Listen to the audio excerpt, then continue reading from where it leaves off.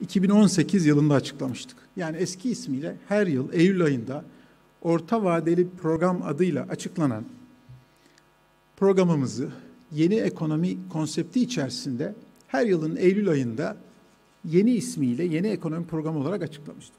Ve malumunuz o günlerde yurt dışı kaynaklı spekülatif kur ataklarının oluşturduğu finansal ve makroekonomik dengesizliklerle yoğun bir şekilde mücadele ediyordu ülkemiz. Bu nedenle programın ilk yılını dengelenme süreci olarak ilan etmiştik.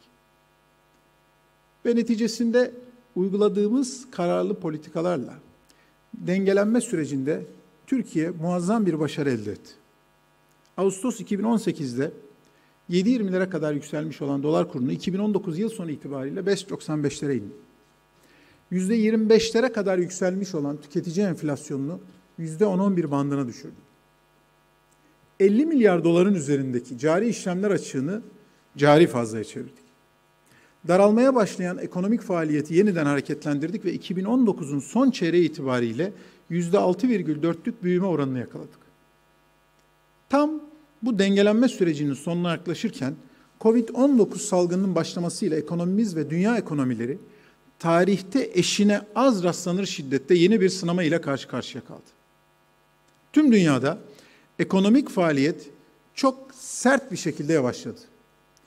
Kimi ülkeler ekonomilerini ve sınırlarını tamamen kapattılar. İşsizlik bütün dünyada çok hızlı bir şekilde arttı. Belirsizlik ortamında sermayenin altına ve rezerv paralara yönelmesi neticesinde Türkiye gibi özellikle gelişmekte olan ülkelerin para birimleri ciddi anlamda bütün dünyada değer kaybetti. Birim maliyet artışlarına kur geçişkenliği de eklenince enflasyon oranımızdaki aşağı yönlü trend yerini yatar bir seyre bıraktı. Özellikle altın ithalatındaki hızlı artış ve turizm gelirlerindeki sert düşüş neticesinde cari işlemler dengesinde geçici de olsa bir bozulma ortaya çıktı.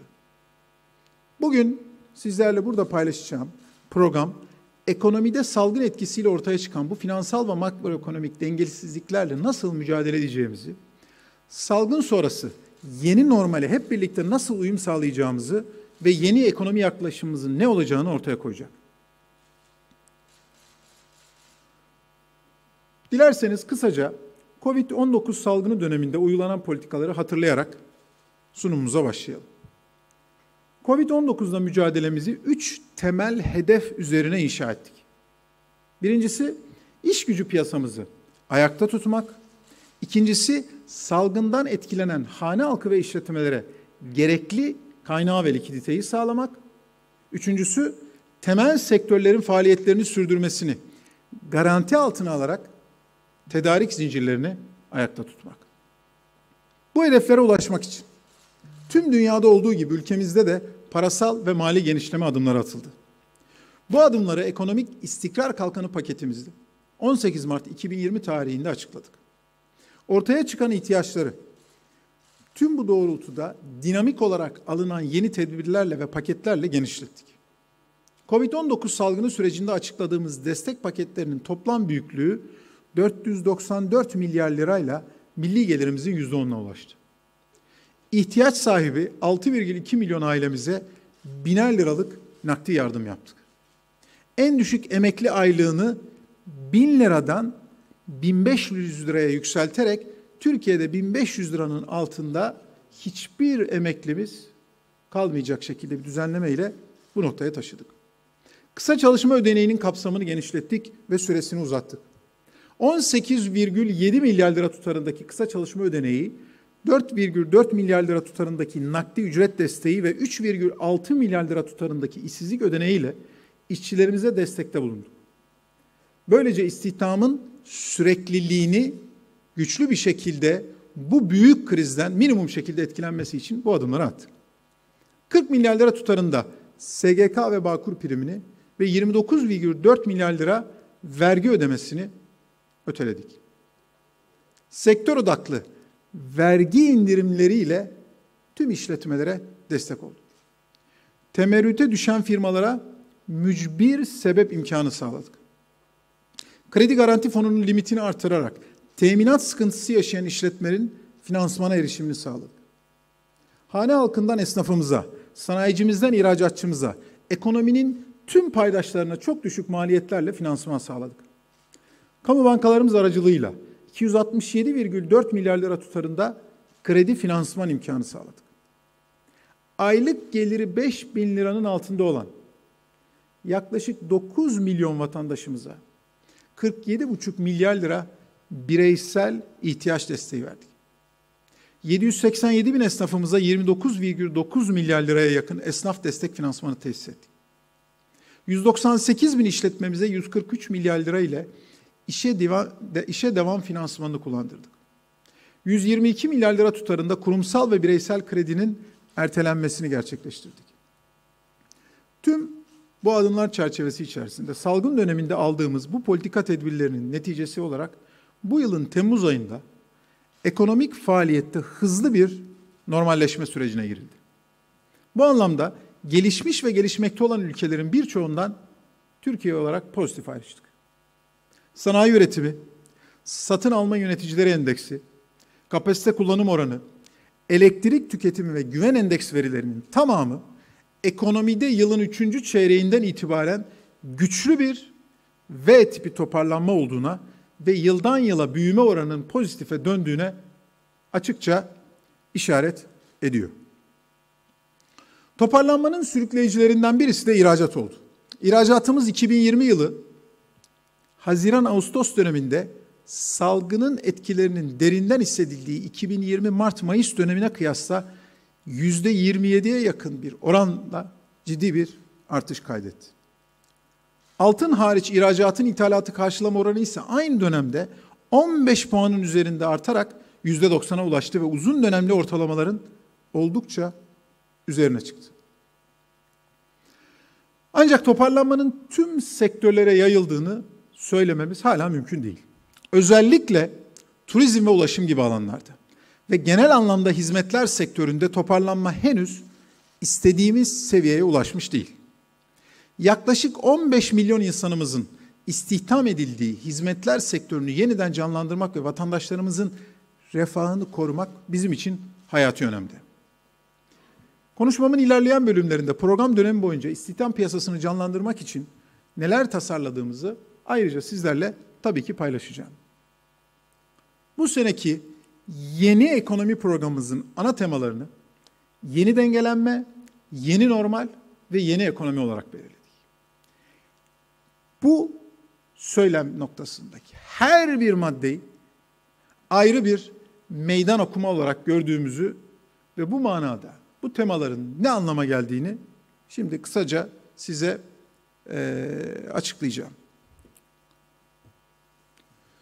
Finansal koşullarda, özellikle yeni dengelenme noktasında resme baktığımızda, finansal koşullarda normalleşme, yeni dengelenme salgının makroekonomik denge ve finansal istikrar üzerindeki olumsuz etkilerinin ortadan kaldırılmasını, iç ve dış dengenin yeniden sağlanmasını, enflasyonun kalıcı olarak düşük tek haneli rakamlara indirilmesini ve cari işlemler açığının kapatılmasını ifade etmekte yeni dengelenme. Ve bu denge üzerine sürdürülebilir bir büyüme modeli inşa edeceğiz. Ve dengelenme döneminde salgın sürecine özgün olarak devreye alınan finansal tedbirler kademeli olarak kaldırılacaktır. Nitekim son haftalarda görüyorsunuz, salgın dönemi üzerinde atılan birçok adımı yavaş yavaş artık normalleşme adımları kapsamında atmaya da başladık. Bunun da farkındasınızdır. Ağustos ayı başından bu yana özellikle ilgili kurumlarımız gerek faiz ve likidite adımlarıyla gerekse de swap ve aktif rasyosu düzenlemeleriyle işte bu yönde adımlar atmaya başladığımızın örnekleri olarak öne çıkıyor. Normalleşme adımları önümüzdeki günlerde de, önümüzdeki haftalarda da devam edecek. Hem finansal istikrarımıza hem de makroekonomik hedeflerimize katkı sağlayacak. İkinci temamız yeni normal. Yeni normalden kastımız ne? Özellikle dünya genelinde sosyal ve ekonomik hayatın işleyişinde değişim, Covid-19 salgını ile dünya genelinde sosyal ve ekonomik hayatın işleyişi önemli ölçüde değişime uğradı. Ekonomideki iş yapış şekilleri, davranışlar ve tercihler yeniden şekilleniyor. Ekonomimizin bu sürece gereken uyumu sağlayabilmesi için dijital dönüşüme hız kazandırılarak e-hizmetlerin hayatın her alanına yaygınlaştırılmasının yanında yeni finansal çözümlerin üretilmesi ve yeni çalışma modelleri oluşturulması bir zorunluluk olarak karşımıza çıkıyor. Program döneminde bu zorunluluklara en doğru yanıtı vermek, katma değerli üretimi destekleyecek iş, süreç ve modellerin yaygınlaştırılmasıyla, yani yeni normale uyum sağlamak ikinci hedefimiz olacak. Üçüncü temamız yeni ekonomi. Yenilikçi, yüksek katma değerli, ihracata dayalı, insan odaklı ve kapsayıcı bir kalkınma modeli yeniden dengelenmeyi sağlayarak, yeni normale uyum sağlayarak program döneminde ekonomimizi daha da güçlendireceğiz. Enflasyon ve cari dengedeki kırılganlıkları azaltacak, rekabet, teknoloji ve verimlilik odaklı stratejik reformları, altını çiziyorum, stratejik reformları hayata geçirmeye devam edeceğiz. Salgın sonrası küresel tedarik zincirinde ortaya çıkan tüm bu aksamaları fırsata dönüştürerek ülkemizi üretim ve yatırımda küresel bir cazibe merkezi haline getirecek adımları atacağız.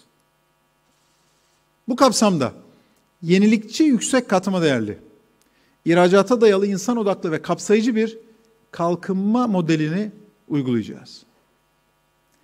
Bu çerçevede yolumuza devam ettiğimizde büyüme noktası, özellikle program dönemindeki makroekonomik hedeflerimizi ve bu hedeflere ulaşmak için uygulayacağımız politikaları biraz konuşalım.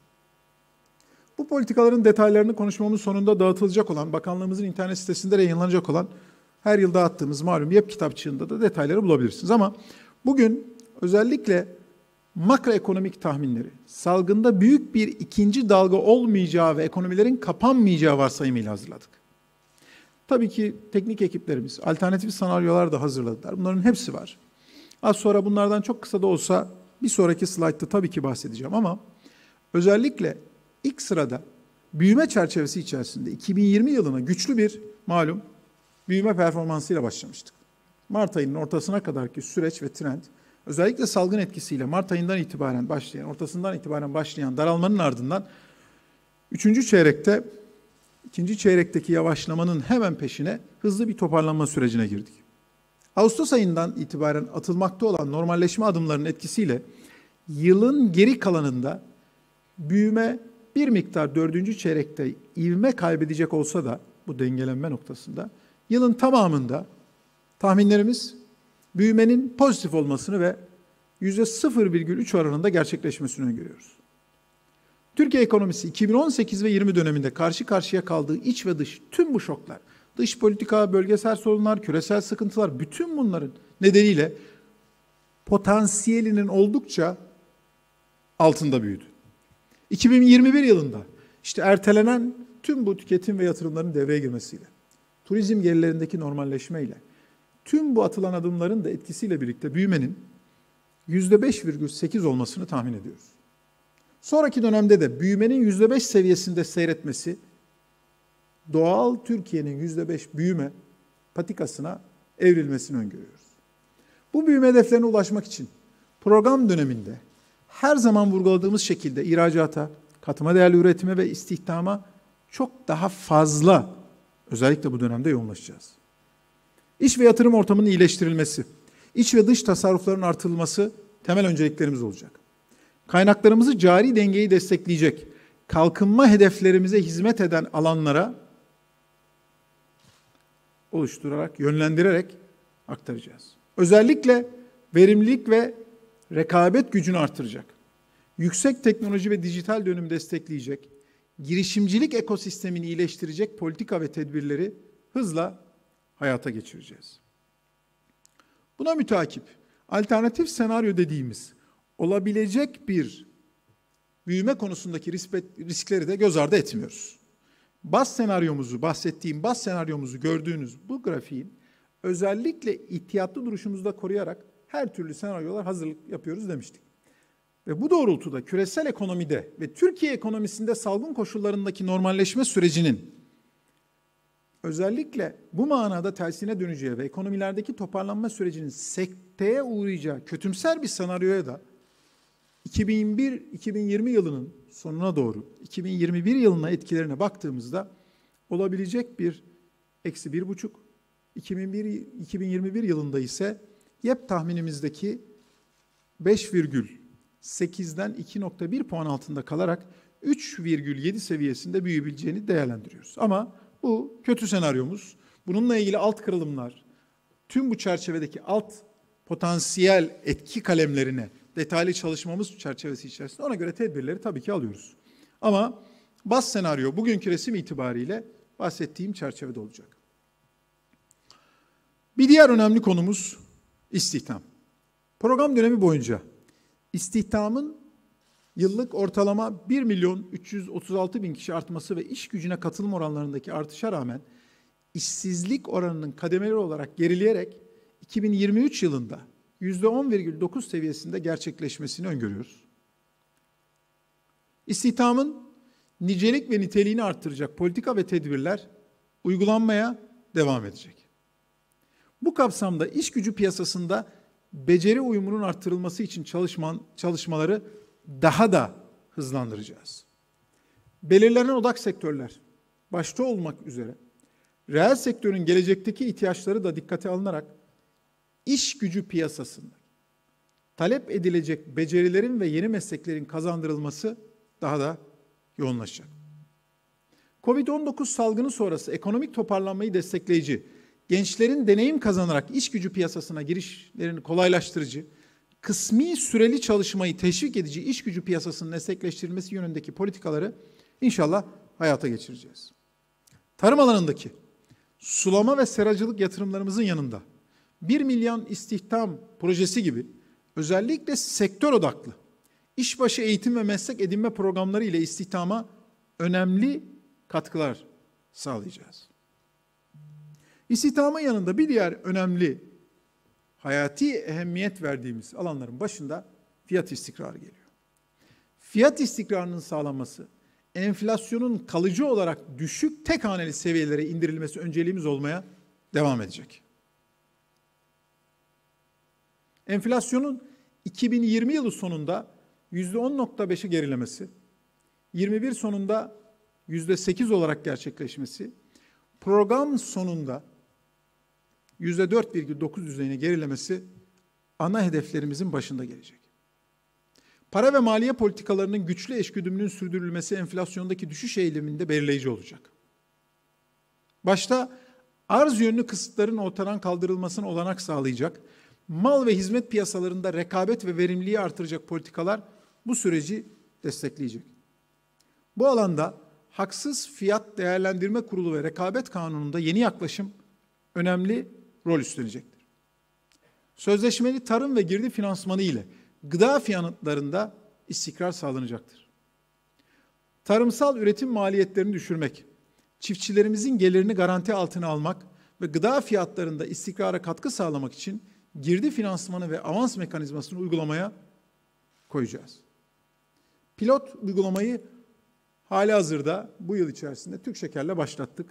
Çok olumlu dönüşler alıyoruz. Birçok alanda ve üründe bu dengelenme noktasında avans sistemiyle çok başarılı bir metot oldu.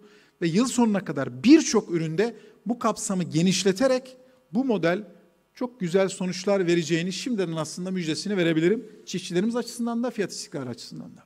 Bunun yanında lojistik alanında büyük atılımlar yaparak bölgesel lider konumuna geleceğimiz lojistik master planını en kısa sürede kurulla birlikte, kurulun ihtasıyla birlikte, üst kurulla birlikte hızlıca uygulamaya alacağız. Daha fazla liman, endüstriyel tesis ve lojistik merkezinin yerel ağ ve uluslararası demiryolu koridorlarına bağlantılarını tamamlayacağız. Kurdaki değişimlerin enflasyona etkisini en aza indirgemek için yerleştirme programlarını ve TL bazlı alım garantili kontratları ki hali hazırda başladık. Birçok bakanlık ve alanda daha da yoğunlaştırarak arttırmaya bunu devam edeceğiz. İşte enerji tarafında başladı bu. İşte eklemler, yenilenebilir enerji kaynakları, tüm bu kamu özelindeki alım garantili birçok süreç bu kapsamda yerleştirmeyle de birleştirerek Türk lirası cinsi modele doğru hızla ilerleyecek.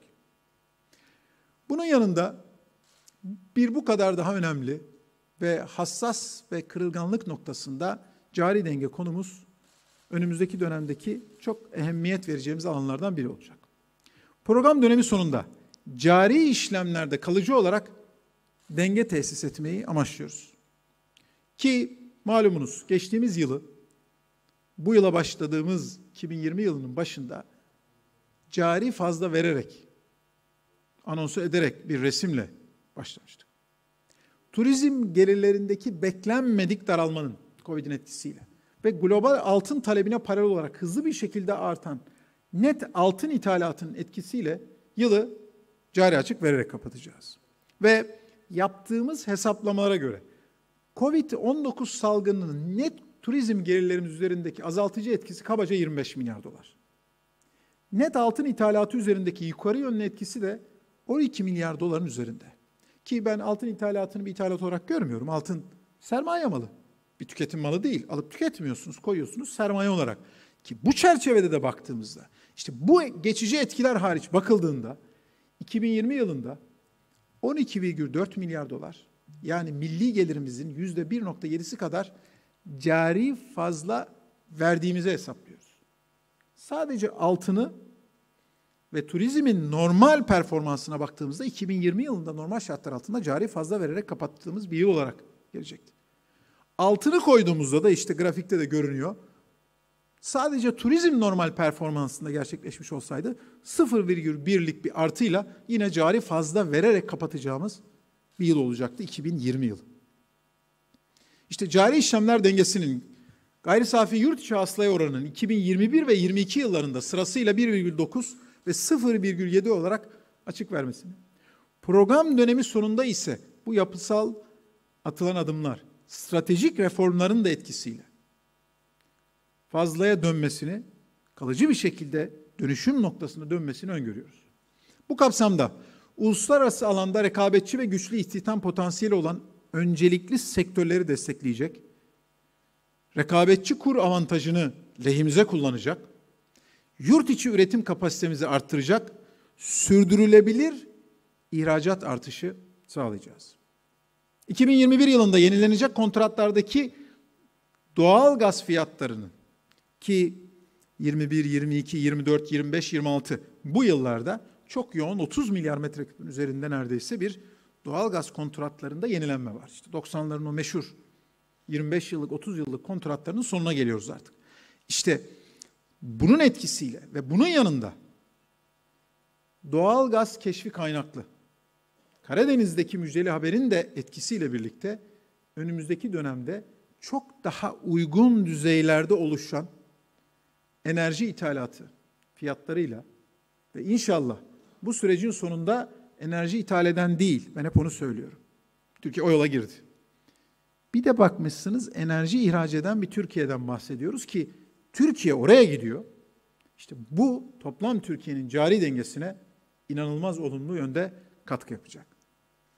Türk Exim Bank'ın yeni yaklaşımı, Türkiye Kalkınma ve Yatırım Bankası'nın yeni odak alanlarıyla KOBİ'lerimizi destekleyerek küresel tedarik zincirindeki payımızı ve e-ihracatı arttırmak politikalarımızın öncelikleri olacak. Aslında geçen gün bir ortamda da konuştum. Birçok iş dünyamızdaki iş insanımızın da haberi yok. Exim Bank'ın yeni modelinden. Kalkınma Bankası'nın ne yaptığından. Kalkınma Bankası Ankara'da mektubu getir, iş yap. Bu modelden çoktan çıktı. Yani bu manada özellikle kalkınma ve Exim'de yeni dönem çok başka bir sürecin önünü açacak. Buna müteakip, özellikle madencilik alanında katma değerli üretime yönelik yatırımlara da ciddi manada önem vereceğiz. Turizm gelirlerimizi artırmak için 12 ay turizme geçişle, turizmde çeşitliliği artırarak güvenli turizm sertifikasyonunu sürekli ve kalıcı hale getireceğiz. Bu konuda Turizm Bakanımızla çok yakın bir mesai ortaya koyuyoruz. Kendisi bu konuda müthiş bir tecrübe ve mesai ortaya koyarak şu Covid sürecinin Türkiye turizmine katma değer anlamında çok daha üst düzey bir ekonomik katkı sağlayacak tüm modeller noktasında önemli bir proje çalışması ortaya koyuyor. Önümüzdeki yıldan itibaren bunun neticeleri küresel rakip turizm sektörü ülkelerine baktığımızda da görmeye başlayacağız. Bir diğer önemli konumuz kamu maliyesi. Salgın sürecinin ekonomi üzerindeki olumsuz etkilerini ortadan kaldırmaya yönelik alınan tedbirler nedeniyle bütçeye yansıyan maliyetler, salgınla mücadelede yakalanan başarıyla orantılı olarak önümüzdeki dönemde azalarak, ekonomik faaliyetlerde yaşanan iyileşmeye bağlı olarak bütçe gelirlerini de artıracak. Program dönemi boyunca bütçe açığının gayri safi yurt içi hasılaya oranının kademeli bir şekilde gerilemesi ve dönem sonunda %3,5 olmasını bekliyoruz.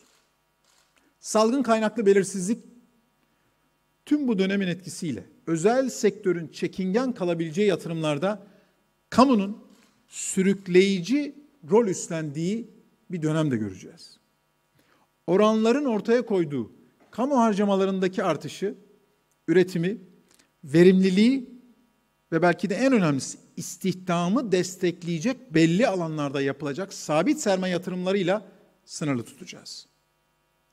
Bu kapsamda artış, sağlık yatırımları, demiryolu yatırımları, sulama projeleri, eğitim, milli eğitime bağlı eğitim yatırımları, Ar-Ge harcamaları, yeni OSB yatırımları ve OSB'lerin desteklenmesi, üniversite, TÜBİTAK ve benzeri alanlardaki araştırma projeleri başta olmak üzere kaynakların tamamını bu saydığımız alanlara, yatırım alanlarına yoğunlaştıracağız.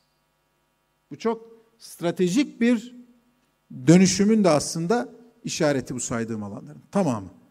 Önümüzdeki dönemde bu alanların çok daha fazla yatırım olarak öne çıktığını göreceğiz. Hep yatırım olarak zaten bütçemizde vardı ama bu yeni dönem bu alanlar çok daha fazla öne çıkacağı bir sürece işaret ediyor. İşte stratejik dönüşüm alanlarından en önemlilerinden bir tanesi de bu olacak. Bunun yanında sürekli ve kalıcı gelir kaynaklarıyla, vergi tahsilatında, etkinliğin arttırılmasıyla, ekonomide kayıt dışılığın azaltılmasını, teşvik sisteminin verimliliğinin artırılmasını sağlayacak politikaları da devreye alacağız. DMO'nun merkezi satın almadaki rolünün genişletilmesi ki bu yıl başladı, müthiş olumlu neticeler almaya başladık. Birçok kamu özelinde, sağlık özelinde %30, %40 daha ucuz, daha uygun. Hızlı ödeme, hızlı tahsilat, hızlı iletişim, hızlı ilişki, sağlık noktasındaki sektördeki zannediyorum bugün yarın o sorun da bitiyor. İmzalar atılıyor, herkes mutlu, tahsilatlar, alacaklar, gelirler, giderler, sektörü yerlileştirmeyle birlikte dönüşümü ki DMO'nun görevlerinden bir tanesi olacak. Aynı enerjide yaptığımız yerleştirme modelini sağlık alanında da DMO ile yerleştirerek hem tahsilat hem ucuzluk hem Ar-Ge'nin de Türkiye'ye bu manada dönüşümüyle müthiş bir dönüşüm hikayesini bu alanda da yaşayacağız. Yakın dönemde zaten başladı. Önümüzdeki yıldan itibaren çok daha net göreceğiz. Bunun yanında tek hazine hesabının genişletilmesi gibi ve benzeri birçok benzeri adımlarla hedeflerimizi destekleyecek adımlar atacağız. Bu manada özellikle seçili temel büyüklükleri bir sayfada özetle baktığımızda bir kez daha hedeflediğimiz makroekonomik büyüklükleri toplu halde burada görebiliyoruz. Programla birlikte finansal piyasalarda istikrarı güvenle kalıcı hale getirmeyi hedeflediğimiz ve özellikle şunun altını çok net çizeyim. 2023'e giden bu 3 yıllık yeni ekonomi programının bu kadar büyük bir küresel etkinin olduğu, pandemi sürecinin de olumlu, olumsuz birçok meydan okumanın da içinde olduğu bir süreçte Türkiye olarak geçtiğimiz 2 yeni ekonomi programındaki güçlü, kararlı duruşumuz ve bunun neticesinde toplamaya başladığımız meyvelerini daha da fazlasını bu pandeminin de etkisiyle bu 3 yıllık sürecin sonunda inşallah göreceğiz. Burada bizim için finansal istikrarın tesisi çok önemli. Programın işte bu manada açıkladığımız bu noktasında finansal istikrar konusuna da bir sayfa açmak istiyorum. Finansal istikrarın sağlanması için gerekli stratejik reformlar program döneminin ana odak alanlarından olacak. Zaten hali hazırda başlattığımız bu dönüşüm sürecini bu yılki yeni ekonomi programında 2023'e giderken çok daha güçlü ve kararlı adımlarla bu dönüşümü sağlayacağız. Finansal piyasalarda stratejik reformlar yoluyla tasarruflarımızın artırılması, kaynak dağılımında etkinliğin desteklenmesi, finansal okuryazarlık seviyesinin yükseltilmesi ve finansal sistemin sermaye piyasası ayağının güçlendirilmesi ana amaçlarımız olacak.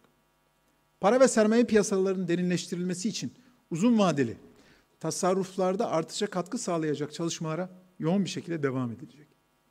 Kredi kullandırımına ilişkin süreçlerin iyileştirilmesine ve kredilerin veriliş amaçları doğrultusunda kullanılmasının sağlanmasına yönelik çalışmalara, yakın detaylı çalışmalara devam edeceğiz. Katılım finans alanında uluslararası standartlara uyum sağlanacak ve katılım sigortacılığı yaygınlaştırılacak. Nasıl sigortacılık sektöründe bir değişim sürecini başlattık, reasüransta başlattık. Çok net şunu söyleyeyim. Katılım finans, katılım bankacılık alanında önümüzdeki bu 3 yıllık süreçte çok büyük bir değişim sürecine de şahitlik edeceğiz. Bir dönüşüm sürecine de. Sadece Türkiye ve bölgesindeki katılım bankacılığı, katılım finans potansiyeli değil, küresel anlamda da İstanbul Finans Merkezi'ne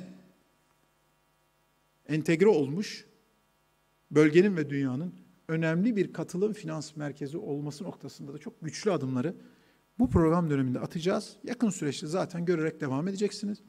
Bu çerçeveyi de koruyacağız. Ülkemizde finansal teknolojilerin yaygınlaştırılmasına yönelik kapsamlı bir strateji dokümanı ve eylem planı hazırlanacak.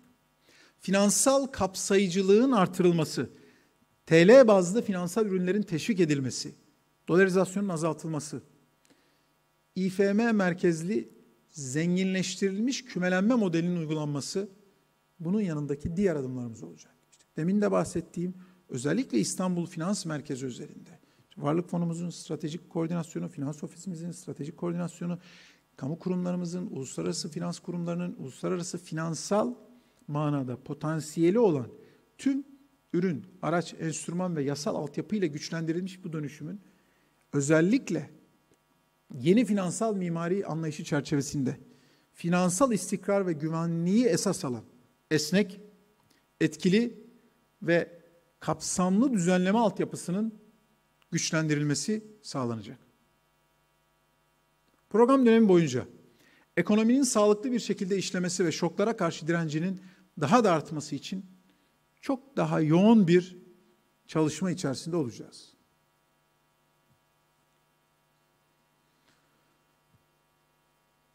Bu bölümde özellikle yeni ekonomi programı çerçevesi içerisinde konuşmamı tamamlamadan önce her yıl açıklayacağımız, geçen yılda açıkladığımız programdaki yer alan eylem planlarındaki gelişmeleri, elde edilen ilerlemeleri karne olarak sizlere paylaşmak istiyorum. Her ne kadar Covid-19 salgınının getirdiği sıkıntılara, tüm bu güçlüklere rağmen hedeflerin çoğunda ciddi anlamda bir önemli ilerleme sağladık. Geçen yıl 166 maddeden oluşan bir eylem planı taslağını sunmuştuk sizlere malumunuz. Bu 166 maddenin 77'sini 2020 yılında, 32'sinin 2021 yılında, 57'sinin 2022 yılında hayata geçirileceğini takvime bağlamıştık. Eylül 2020 itibariyle 2020 yılı için belirlediğimiz 77 eylemin 52'sini, yani yaklaşık %68'ini hayata geçirdik. Diğer 25 eylemde de önemli ölçüde ilerleme kaydettik.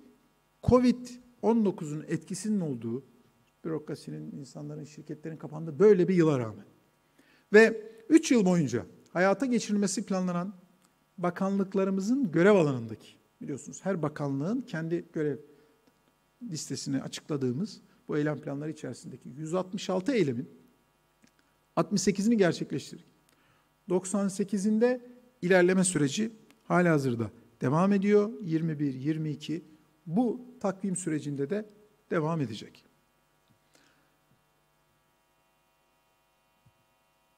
Sözlerime son verirken özellikle sürdürülebilir büyüme, enflasyonla mücadele, cari dengenin sağlanması, finansal istikrar gibi temel alanlarda ortaya koyduğumuz, şunun altını çok net çizmek istiyorum, istihdamı öncelediğimiz programımızın temel hedef ve politikalarının genel tablosunu burada görebilirsiniz. Salgın döneminin belirsizliklerine rağmen ki 2021 hala belirsizlikler devam ediyor, tedbir aldığımız, bütçe disiplinini kenarda tuttuğumuz ama bütçe disiplininden önce ekonomik finansal istikrarı önceliklediğimiz ki Türkiye bütçe disiplini anlamında, borç stoğu anlamında dünyadaki en iyi ülkelerden bir tanesi. Bakın, dünyada pandemi etkisiyle gelişmiş ülkeler başta olmak üzere %100'ün üzerine çıktığı bir borç stoğu, Türkiye %40'larda şu anda. %30'lardan 40'lara geldik. Türkiye'nin hala bu anlamda güçlü bir bilançosu var. İşte tüm bu belirsizliklere, 2020'nin belirsizliklerine, potansiyele rağmen hem vatandaşlarımıza hem de piyasalara hem de tüm ekonominin paydaşlarıyla koordineli bir şekilde güven veren bir program hazırlama gayretinde olduk. Geçtiğimiz 2 yılda olduğu gibi ekonominin tüm paydaşlarından da geri dönüşleri alarak, STK'larımızdan, oyunculardan, ekonomistlerden de dönüşleri alarak bu yılda böyle bir program hazırlamış olduk. Ülkemizi ekonomide bir üst lige çıkaracak, sürdürülebilir büyüme modelini tesis edecek tüm politikaların başarıya ulaşması için gece gündüz demeden çalışmaya devam edeceğiz. Ben yine sözlerime son vermeden önce bu programın 2023'e taşıyacak olan bu detaylı programın ülkemize hayırlı olmasını temenni etmeden önce hazırlanmasında emeği geçen Hazine Maliye Bakanlığı bürokrasideki tüm arkadaşlar başta olmak üzere tüm paydaşlarımıza, STK'larımıza, sivil toplum örgütlerimize, ekonomistlerimize katkıda bulunan tüm paydaşlarımıza, SBB'ye, tüm kamudaki bürokrasideki bakanlıklarımıza hepsine tekrardan teşekkür ediyorum. Programın ülkemiz için, milletimiz ve ekonomimiz için hayırlı uğurlu olmasını temenni ediyorum. Tekrardan teşrifleriniz için hepinize teşekkür ediyorum. Kalın sağlıcakla.